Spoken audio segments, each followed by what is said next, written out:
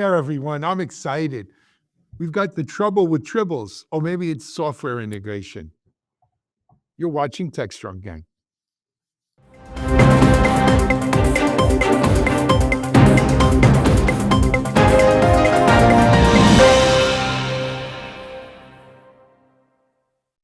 Hey, guys. Happy Friday. It's another week in 2025. It's before you know it, it'll be June. We're almost through January, but you know what? We've had an amazing Techstrong gang month of January, not only because of our great gang members, but it's just been a crazy month with stuff going on here, right? How often do we invest $500 billion in Ether? But that was yesterday's show. If you missed it, catch it.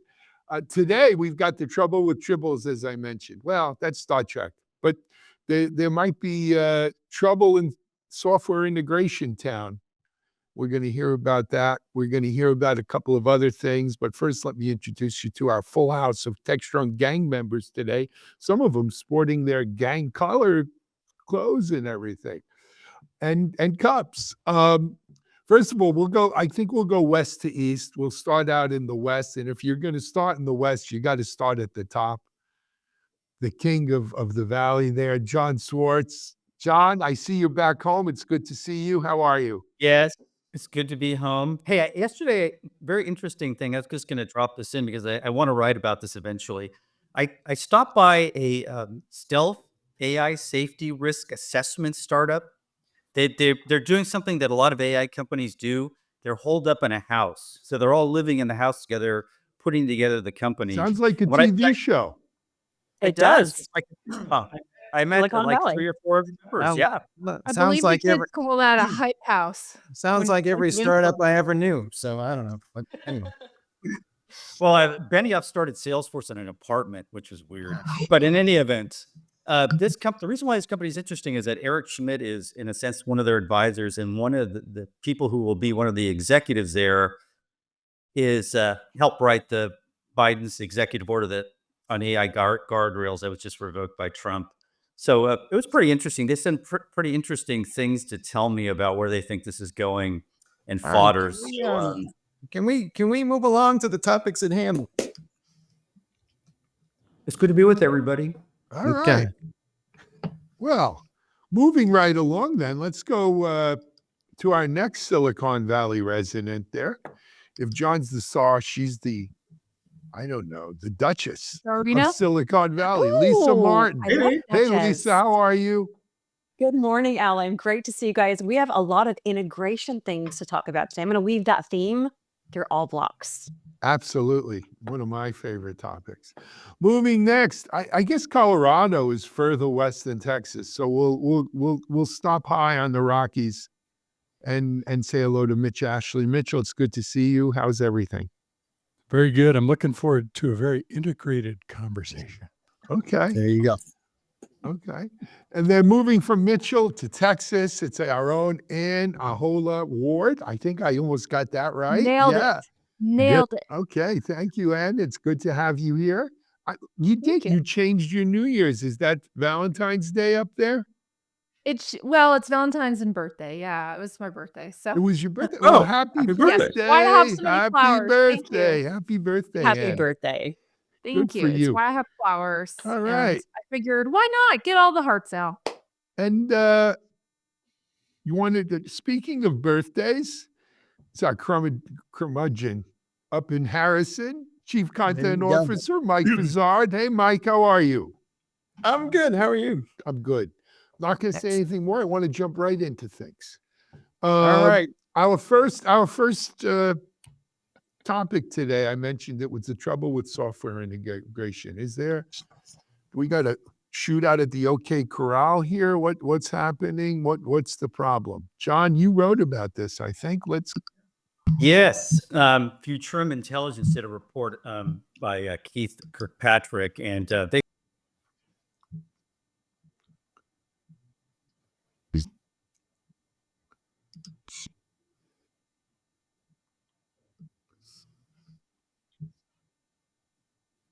in a sense, he kind of, in a sense, when we talked to each other, it was almost in a sense like a 3D jigsaw puzzle being fit together between existing software and then integrating AI into it, all the while under pressure from the C-suite to do it as fast as possible. So we discussed this. The survey was conducted in the fall of 2024, and it kind of offers us a snapshot into the choices customers face over the price and functionality of Gen AI and other apps, while assuring management their prudent investments. And I think the reason why this is really interesting and very newsworthy is because there are so many choices these companies are going to have to make based on all these agentic AI offerings from every conceivable software company around. And it's going to be a lot of incredible pressure from Wall Street to show customers are making the right choices and integrating things in the right way, according to Keith. And some companies are considering consumption models as part of their strategy. And I kind of would turn this to Mitch because he's the expert in this area. It's probably not surprising, but I think there is a sense of urgency now that there hasn't been in quite a while. Well, and by the way, shout out to Keith Kirkpatrick, who is the practice lead for enterprise applications, colleague of mine at Futurum. It's interesting because the survey was back in end of last year, mid last year, and the pace, we all know the pace of how things are changing with AI agents and AI bots and AI interfaces, and everybody's using kind of their own. People are sometimes buying it, or it comes with your Google or your Microsoft, or you upgrade your subscription to it. And kind of as a former CIO, the challenge in that situation is everybody has their favorite, so they always want you to integrate their thing. And so you also have to be able to demonstrate. So if we spend all this money on Slack or on AI for whatever platform that we use, what's the benefit? What's the ROI? And because they aren't cheap, you're talking about $10, $20 or more, $30 per user for these kind of capabilities. We are seeing that now. I mean, there's a lot of kind of people talking about Google agent space as kind of having the lead because they really naturally have integrated into all the Google Workspace suite, and everybody needs to catch up with them. I imagine in 2 months it'll be catch up with Microsoft or whoever. So it's like a 3D puzzle moving at 100 miles an hour. That's the problem we're trying to solve here. Mitch, it seems to me at least that I think 75% of the people said that they have an issue with this, and I assume the other 25% were lying or just clueless. Integration's been a mess as long as I can remember. So how does this get any better ever? It is. It's one of the biggest jobs of IT organizations is integrating all these tools. And that's why you see such a move to platforms, whether it's data platforms, development, DevOps, whatever kinds of platforms. And I think that's the real race that's going on here is Google, Microsoft, and OpenAI trying to lock you into their ecosystem, right? Get you so invested in their capabilities. OpenAI is supposed to come out with the operator to be able to access information on your computer. Is that the right way to go? Or should we just, we're a Microsoft shop, we'll keep on the Copilot Plus path. So as a CIO, you're looking at this and say, how much am I going to spend, not just on the tools, but people to integrate and support all this stuff, especially when it's changing quickly? I think they're going to pick their primary platform and probably ride that in most cases until things settle out a little bit more, which may make it harder for them to switch to anybody else down the road, frankly. I think there's a subtle nuance here.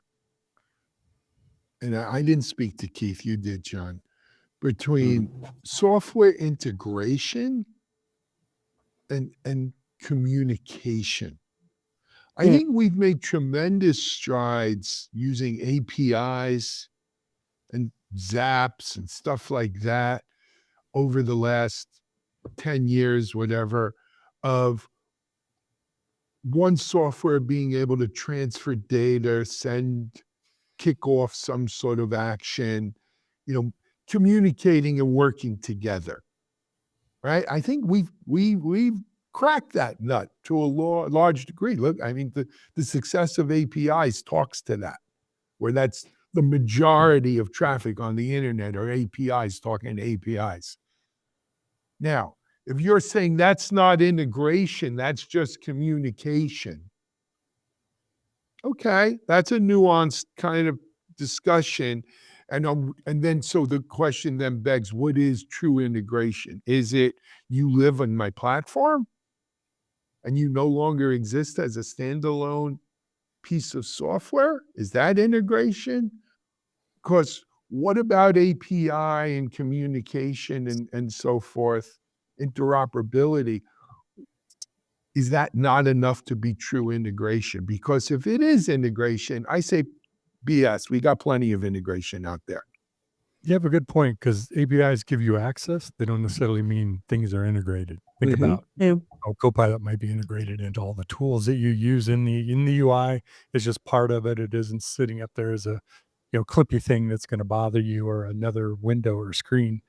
So and APIs, Alan, are central to AI agents being able to Sure. talk to other traditional systems as well as between agents. So it's part of the fabric of it. But to your point, integration isn't just connecting the dots between different applications and systems. It gives access, but that may be all. There's also a difference between an API and what people call a connector, right? Which is a more polished version of something that I can invoke that is not just raw bits. Because I think just exposing an API doesn't do a whole lot for most people who are trying to integrate something. And you have to build it, right? Mm-hmm. And I think if we maintain look it. at it from, oh, sorry. Go ahead. Good, Lisa. I was going to say, I think if we look at it from a customer perspective, I look at it in marketing. I do a lot of work with Boomi integration platform as a service. I MC a lot of their events, and we look at it from a customer centric point of view. And customers just expect all of the data that companies have around them is going to not be siloed. It's going to be integrated. It's going to be accessible. You think about all of the different SaaS applications that vendors have and the number of apps that people have open at any one time.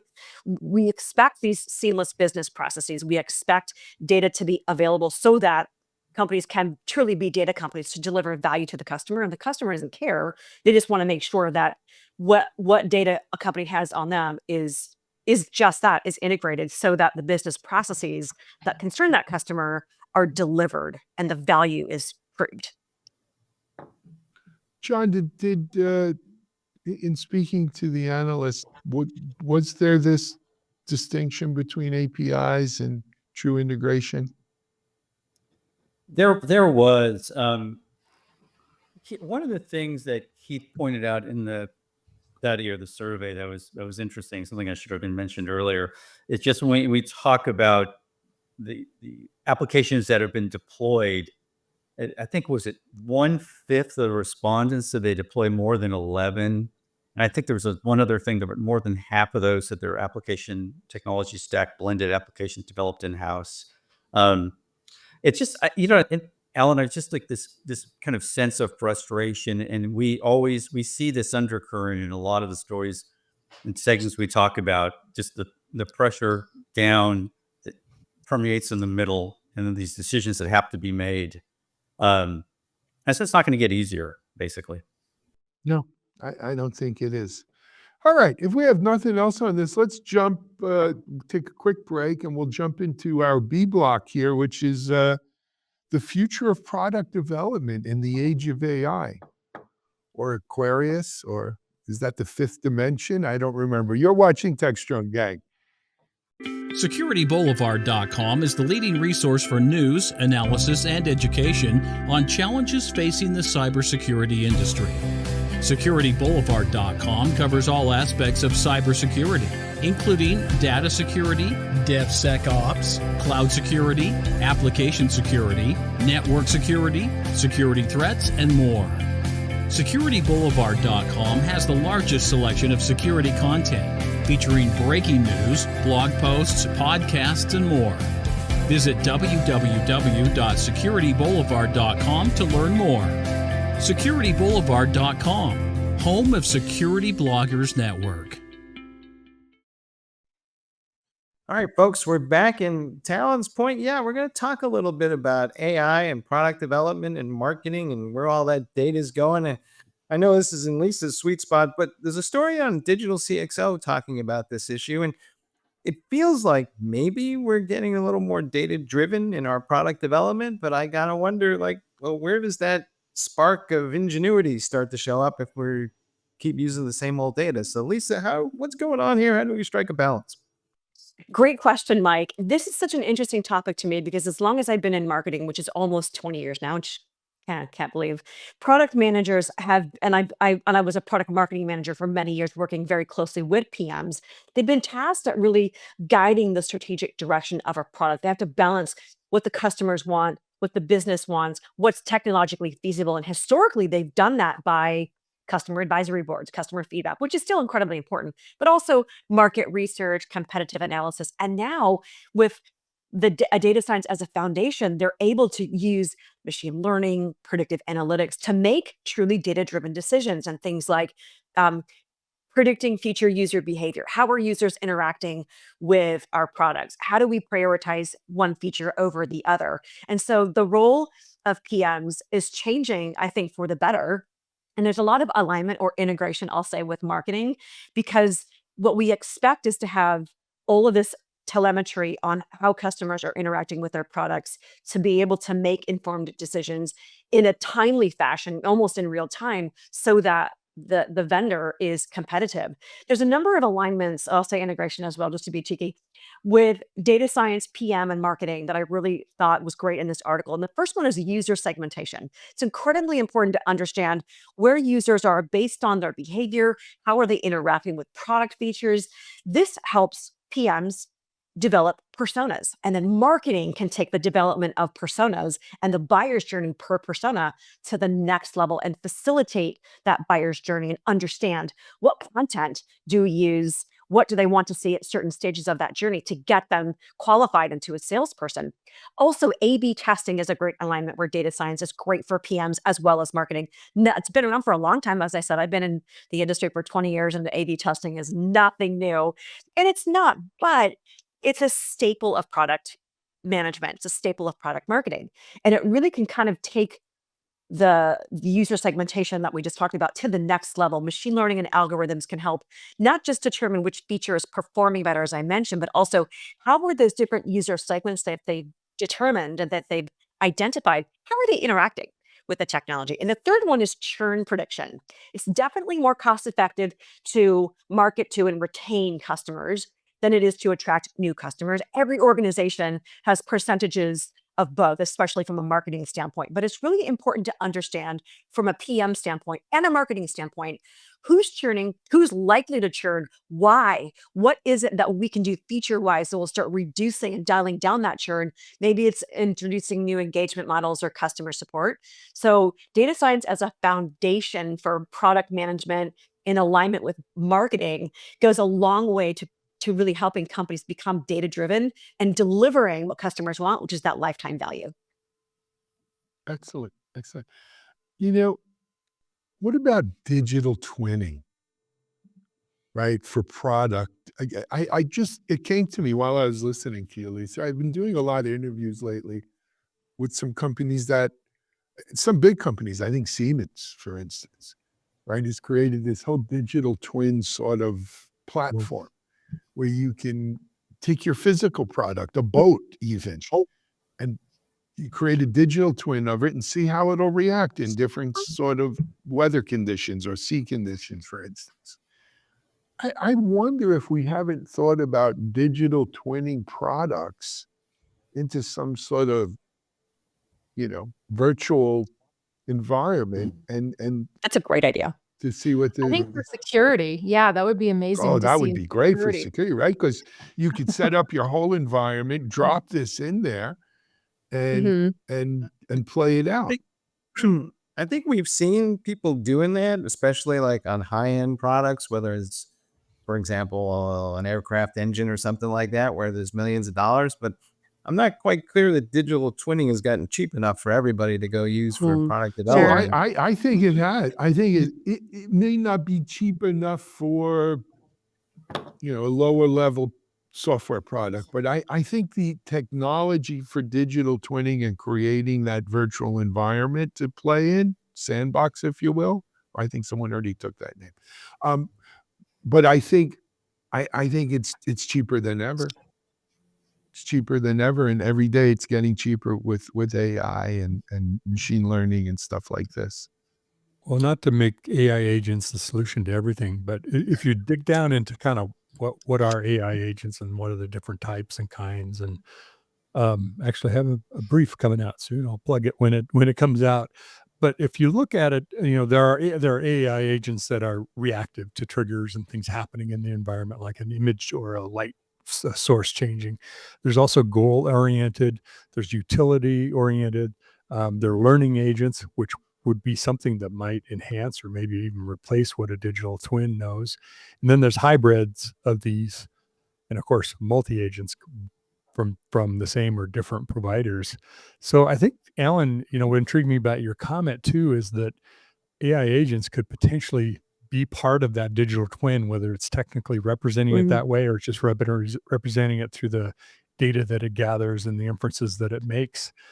So, when instead of just presenting us with information for here's the flights and the hotel availability, book all that, but take into account my calendar, my workload, what's kind of pending to potential invites, the travel time, my preferences, personalize all of that for me, and then deal with all the changes that happen in my environment instead of me dealing with all that information and taking action on it.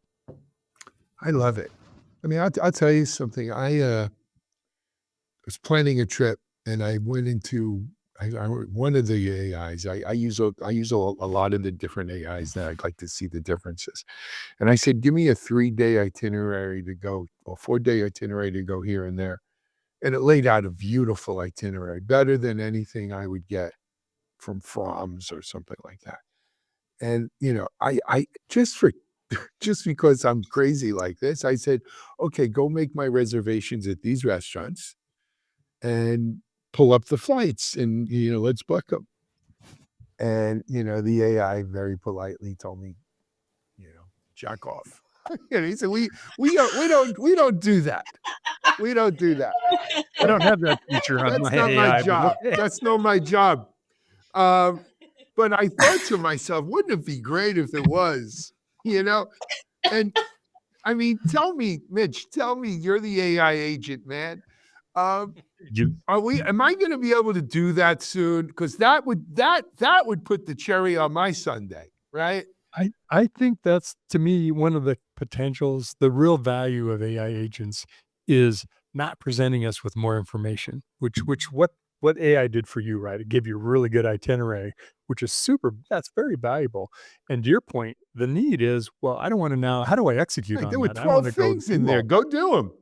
Yeah, exactly. I want you to do those things for me. And that's going to take AI agents talking to others, both AI agents, but also traditional systems, back in Back to the APIs, data software source, integration problem. services, making the payment. Exactly. Back to the integration. So, when Satya Nadella said that SaaS is gone, it's all going to be agents. I think it's a hybrid world where we see agents talking to traditional services and systems, APIs, et cetera, to accomplish it. That's the world I want to live in, where you can say, make it so. It would be Captain Picard. If you do that, you got to go like that, Mitch, when you say it. Make it so. And let me ask you something about all this. Do you think that the pace at which products are rolled out and updated is going to accelerate as a result of all of this? And we might have a new product launch every 3 months, or will it go the other way where we're just adding new features to everything constantly and there isn't such a thing as a product launch because, well, there was the first launch and now everything's just an update? I definitely think the features. I think features are a lower lift. I think features have a quicker opportunity for revenue. They're, taking advantage of money you already have coming in. You add a little bit more to that income stream versus trying to go get a new one. And I think it's less jarring. I think whatever is the easiest way to take the money is the way that's going to happen. And Yeah. and the way that this works is if you slowly stack it up, right? Like we watch these services slowly add little features and then they hike up the price and it's $2, $3 at a time. And so I think that's probably what we're going to see. I think we're Especially already as seeing it. yeah, absolutely. I think it's going to get more subtle and the increments will get smaller, but it's going to happen. The prices will go up. I mean, look, not to segue into our next block and talk about phones, but for most of the world, even for most of us in the tech industry, our biggest the applications we interact with the most live on our phones. I don't know about you, but I think I have over 100 apps on my phone. I'm crazy. Easily. But I've Yeah, got over easily. 100 apps on my phone. Every single one of those apps is being updated, if not daily, at least weekly, I think. We don't pay attention. We've become numb, and I don't know if that's a good thing, but we've become numb to the constant, continuous update. And I couldn't tell you what version of this app that I'm running. Surprisingly, I can tell you what version of iOS, for instance, I'm running, or what version of Mac OS, but even Windows, right? I mean, it used to be a big deal when Windows would upgrade from, Windows 95 to 98 to ME or whatever, and we have Windows 10 and Windows 11, but think about all the incremental upgrades that take place in Windows or your Mac or your phone, whether it's Android or whatever. We don't even pay attention to them. We're desensitized to it.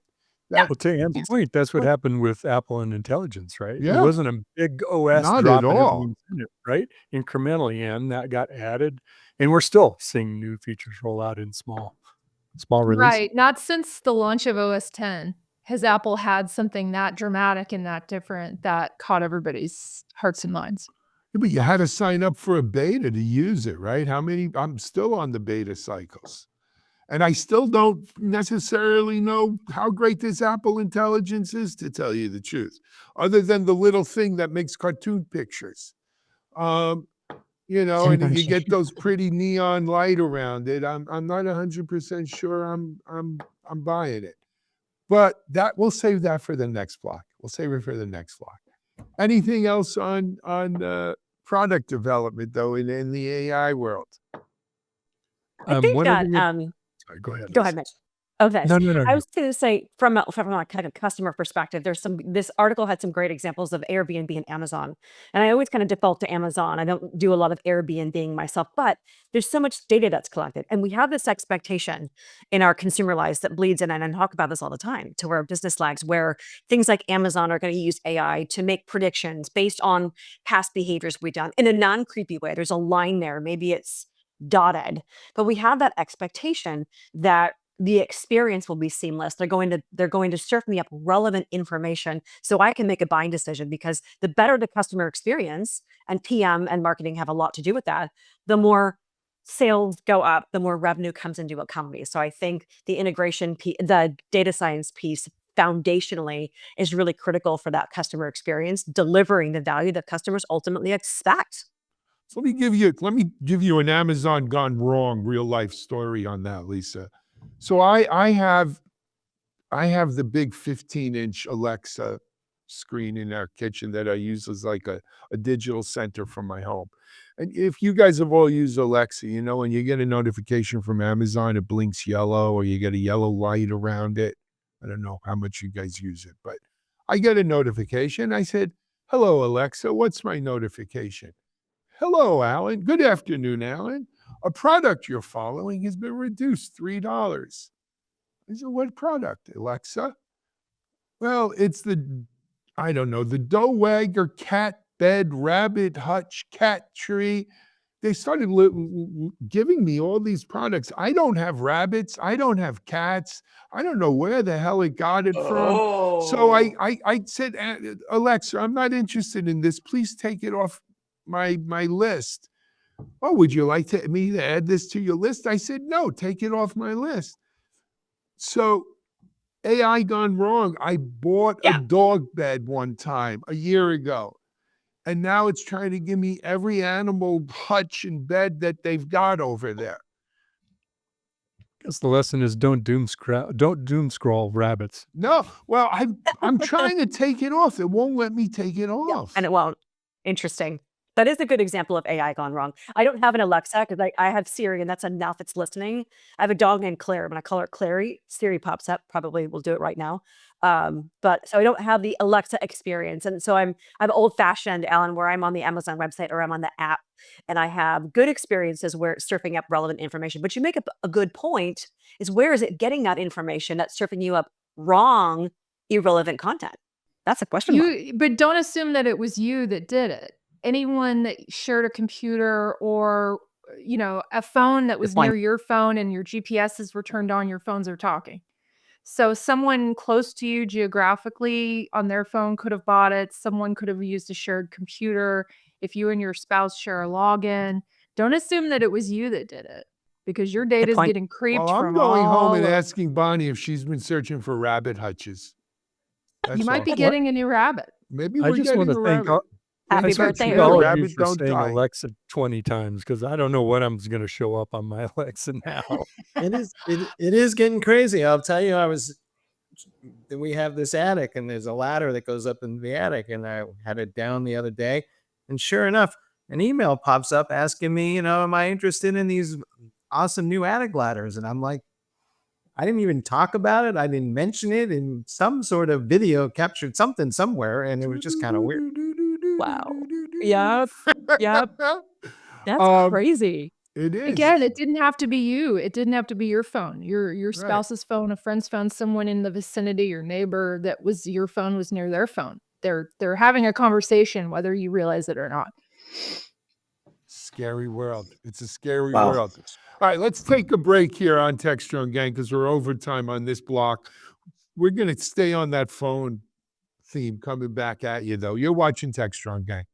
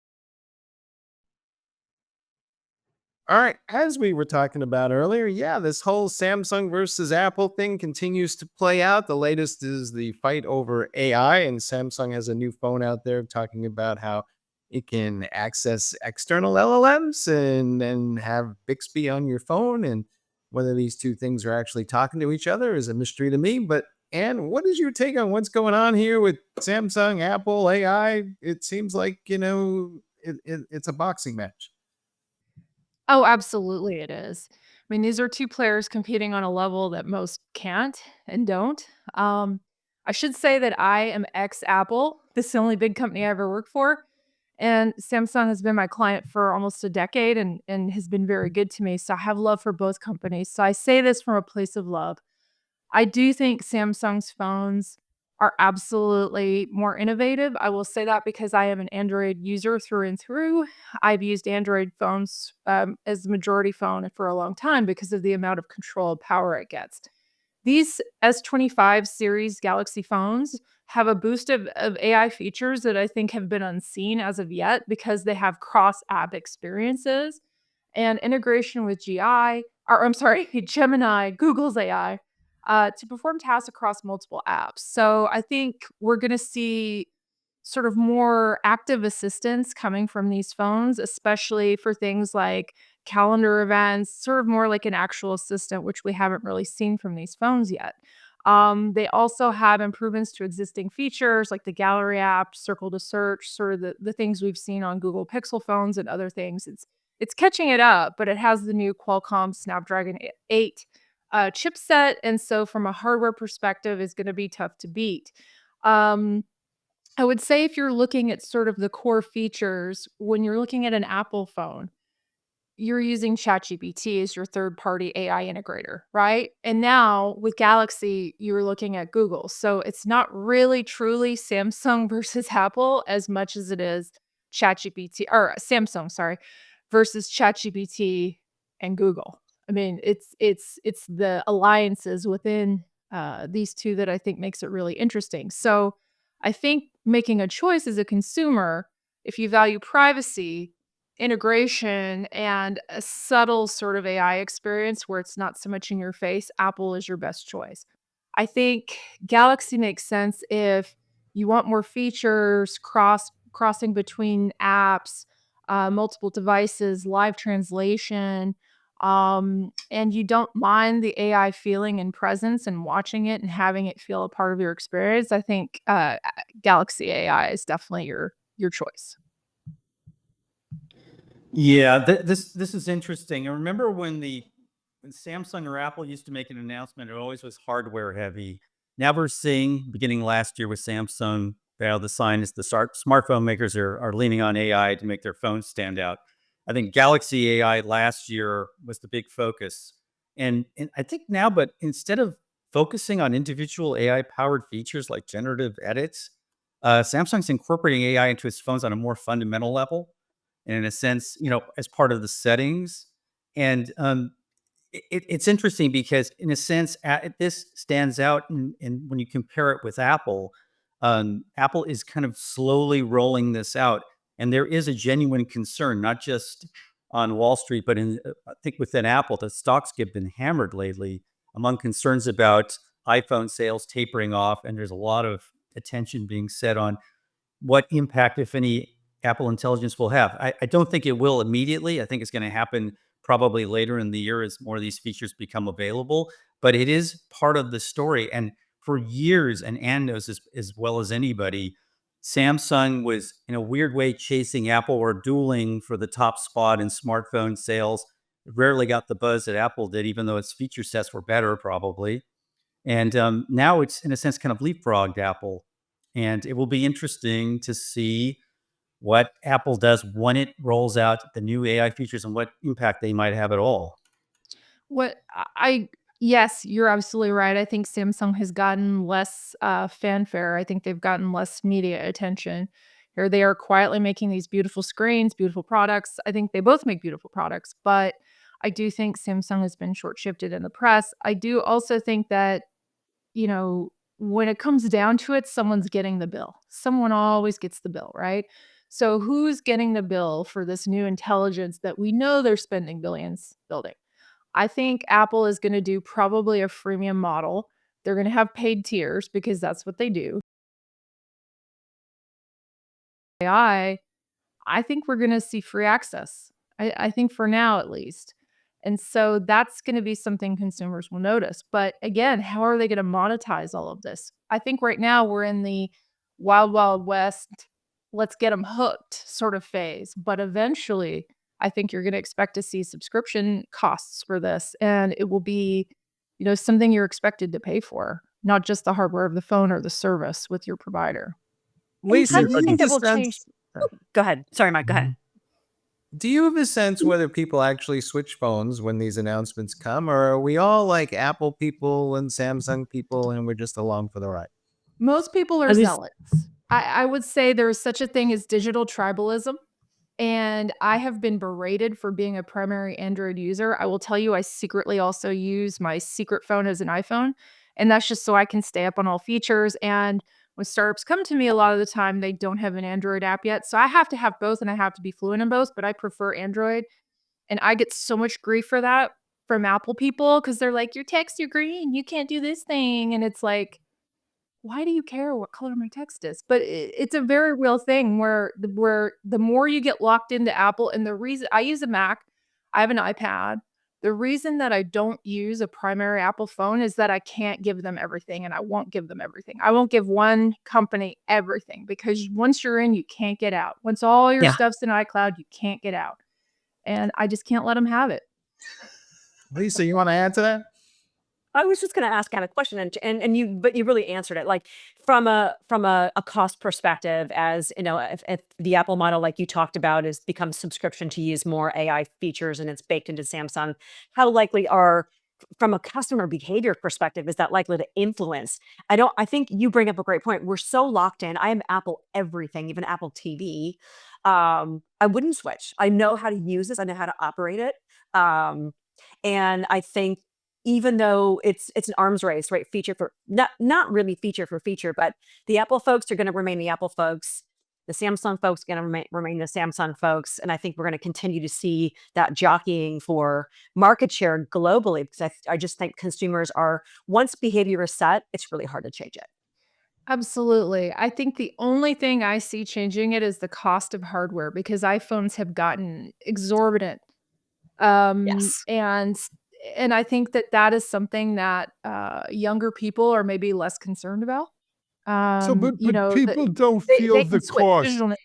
People don't feel the cost of the phones because it's wrapped into your carrier subscription often, right? If you upgrade, you sign on 2 years. They don't know the difference. But here's my take. I can't wait to see this year's WrestleMania and these two heavyweights go at it in a cage death match. Here's the facts. At the end of the day, in this corner, you've got Apple, OpenAI, and Microsoft. And in this corner, you've got Samsung and Google, right? And it's funny, it's the same fight over that we saw in the PC wars and the browser wars. And, is the Qualcomm Series 8 Snapdragon as good as what's the new iPhone 16? Is it the A20, the A18, whatever? It's optimized for AI, right? There's, at every step of the way here, these two go at it. What's interesting is because it's Google, though, you do have an integrated suite of work products, right? Google, whatever they call it, Workspace, that is now integrating that AI that integrates right into the phone system. Where on the other side, you have OpenAI, which is not really part of Microsoft, but sort of part of Microsoft, not really part of Apple, but sort of part of Apple. Hey, if we had a real FTC that was looking at monopolistic practices, I think Google's in trouble, frankly. But that being said, I don't know if they're ever going to be able to charge this for these things, because I'm telling you, it's going to be table stakes. It's going to be table stakes. Oh, they're going to charge. I guarantee you. They may hide it, but they will have to. Somebody's going to always get the bill for all of this R&D, all of the expense of maintaining this infrastructure that is needed. Whoever's coming up with the 500 billion will pay this too. We missed you on that segment, Alan. Well, Really let me, missed all you. right, I'm glad you said that, because let me bring it up. If you didn't catch it yesterday, I started a new LinkedIn Live little video series called Shimmy Says. And I talked about this on Shimmy Says. thought. So Yep. though it's not live, you can go get it on LinkedIn. It'll probably be on YouTube Shorts and TikTok, if we're still allowed to do TikTok. TikTok as well. It's Shimmy Says, and I spoke about this 500 billion. That's Stargate. I've got Stargate in my brain. Yeah, it was. I loved all of the Stargate iterations. But anyway, yes, someone's paying for it. So, look, those tech bros didn't invest all that money for nothing. That's for sure. Yep. Good point. Do we have anything else, Mr. Vizard? No, well, I just wanted to show of hands. So who is Apple on this particular group here? And I used to be an Apple hater, I'm raising my but I'm half all hand. in.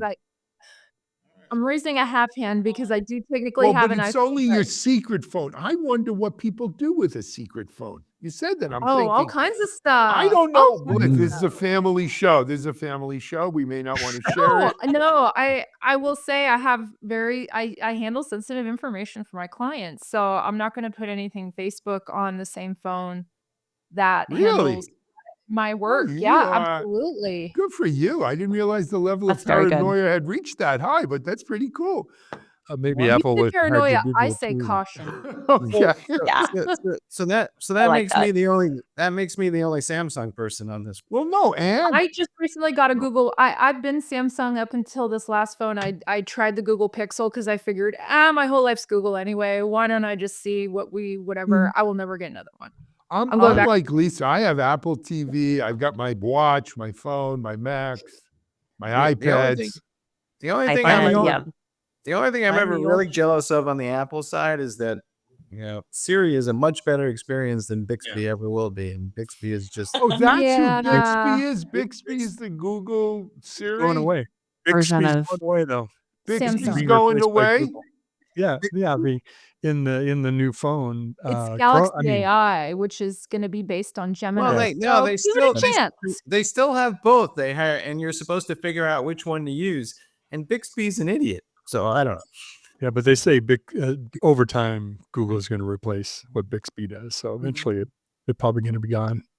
John, you wanted to say something? Oh no, I tried Google Pixel actually.